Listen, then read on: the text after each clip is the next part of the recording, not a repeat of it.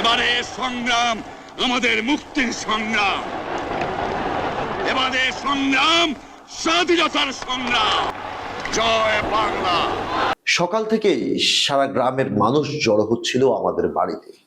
চারিদিকে আতঙ্ক আর অজানা আশঙ্কা। খবর এসেছে বাজারে মিলিটারি এসেছে। এমন সংবাদ তখন গ্রাম বাংলায় কেবল ভয় ছড়াতো না, একই সঙ্গে তৈরি করত প্রতিরোধের প্রস্তুতিও। কেউ লুকানোর জায়গা খুঁজছিল, কেউ আবার ভাবছিল কিভাবে গ্রাম রক্ষা করা যায়। এটি ছিল 1971 সালের মুক্তিযুদ্ধের সময়কার এক বাস্তব চিত্র। আমাদের পরিবারও তখন সেই উত্তাল সময়ের অংশ। বাবা, দাদা, চাচারা ঝাঁপিয়ে পড়েছিলেন স্বাধীনতা যুদ্ধে। ইতিমধ্যেই রেডিওতে খবর ছড়িয়ে পড়েছে, পাকিস্তান সামরিক শাসকরা গ্রেপ্তার করেছে বাঙালির অবিসংবাদিত নেতা বঙ্গবন্ধু শেখ মুজিবুর রহমানকে। একই সময় রাজধানীর ঢাকায় শুরু হয়েছে ভয়াবহ হত্যাযজ্ঞ। 1971 সালের 25শে মার্চ রাতের সেই অভিযান, যা ইতিহাসে অপারেশন সার্চলাইট নামে পরিচিত, নিরস্ত্র মানুষের উপর এক নির্মম সামরিক হামলা হিসেবে চিহ্নিত হয়ে আছে। ঢাকা বিশ্ববিদ্যালয়, ইপিআর ব্যারাক, পুরান ঢাকা বিভিন্ন স্থানে নির্বিচারে হত্যা করা হয় ছাত্র, শিক্ষক, সাধারণ মানুষকে।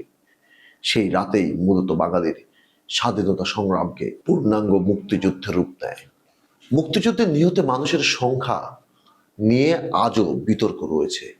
বাংলাদেশের সরকারি হিসাবে শহীদের সংখ্যা 30 লাখ বলা হয়।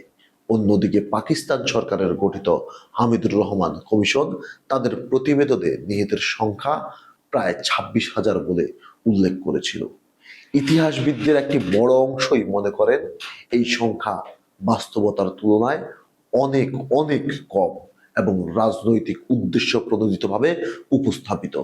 কিন্তু সংখ্যার বিতর্কের আড়ালে যে সত্যটি স্পষ্ট, তা হলো 1971 সালে এই ভূখণ্ডে এক ভয়াবহ মানবিক বিপর্যয় ঘটেছিল। এই সংগ্রামের কেন্দ্রবিন্দুতে ছিলেন একজন মানুষ, তিনি বঙ্গবন্ধু শেখ মুজিবুর রহমান।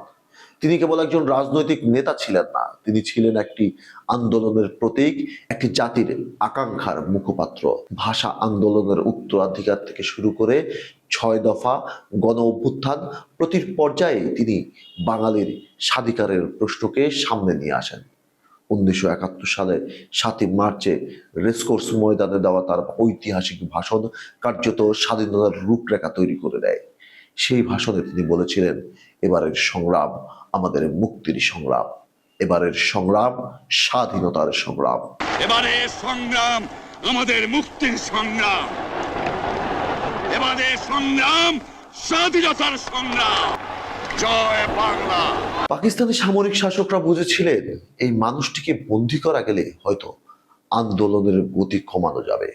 তাই 25শে মার্চ রাতে তাকে গ্রেপ্তার করে পাকিস্তানে নিয়ে যাওয়া হয়। কিন্তু ইতিহাস দেখিয়েছে, নেতাকে বন্দী করা গেলেও তার আদর্শকে বন্দী করা যায় না।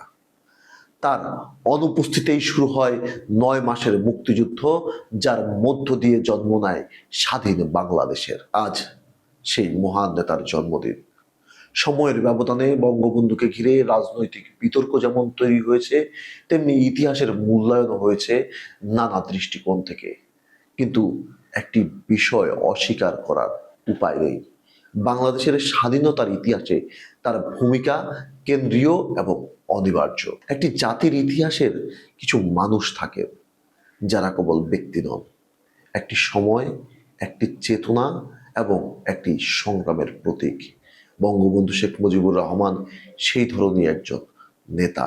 তাকে স্মরণ করা মানে অতীতের একটি অধ্যায় স্মরণ করা নয়, বরং স্বাধীনতা, গণতন্ত্র এবং মানুষের অধিকার রক্ষার সেই চেতনার কথা নতুন করে মনে করা, যা এক সময় একটি জাতিকে স্বাধীনতার পথে এগিয়ে নিয়ে গিয়েছিল। সংবাদ পরিক্রমার পাশেই থাকুন, দেখুন, পড়ুন, বিজ্ঞাপন দিন।